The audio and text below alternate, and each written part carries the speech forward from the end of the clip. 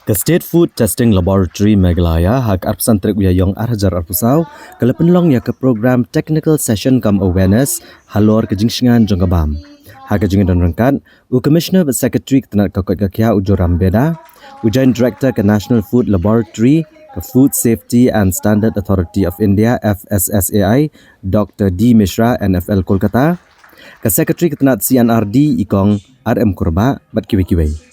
Ya ka technical session kam awareness program halor ban kami ega jingshingan jong kabam lapen long ha conference hall jong ka state food testing laboratory Pasture Hills. Komsi benta ban ajing hikai bat bantip ega jingshingan ki marba mardi ki bami na gejela. Hagni kesengi la kedor ega jingma ban ba man kesengi ya kedo masi ne do asniang kabla that terkong. Kam tam na da jing that terkong yang ne do kam long ha ka rukom ke bakoi. Hagani kesengi lapen kop buram ru ki kenhuan ke belas seng kam la jong ki bakentop ya ke kenjai wine KF Shut Up Food but kiwi-kiwi.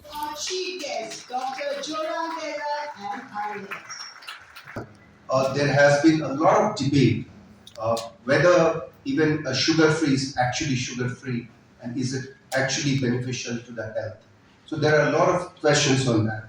So why is food always a cause of concern in the modern world?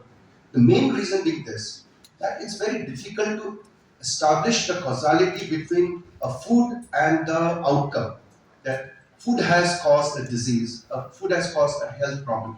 That causality is very difficult to establish legally, and that's when it has to be. That's why it's important. It's pertinent that state government should establish food testing labs such as this to scientifically establish that causality, and then only this fact stands in the court of law for any enforcement by the state government.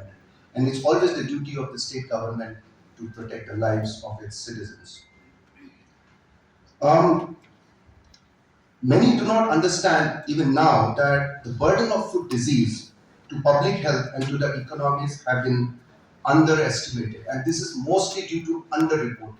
And thanks to our enforcement wing under the leadership of our Deputy Commissioner Odi Sangma and Kong Mukim and our assistant food commissioners, they're all doing the job to bring to light the importance of food safety by conducting raids now and then and also establishing the causality through the food safety lab.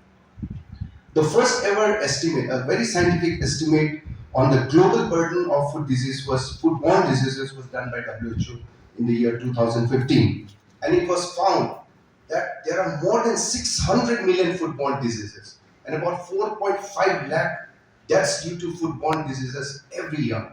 And mind you, this is also an underreporting.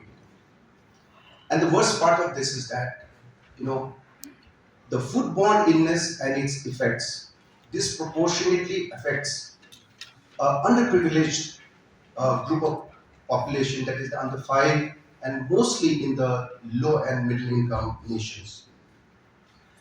And this particular report that I'm mentioning in 2015 came up with a group of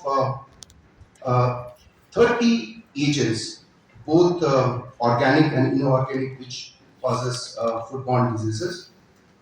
Bacteria, Salmonella, Escherichia coli, Campylobacter, these are the most common.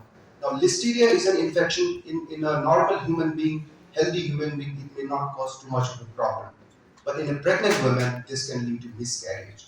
So this is how we should let people know about the importance of foodborne diseases. It was because of Vibrio cholera outbreak in London that the modern world started giving attention to public health concerns. And that's how the Western world first came up with public health policies.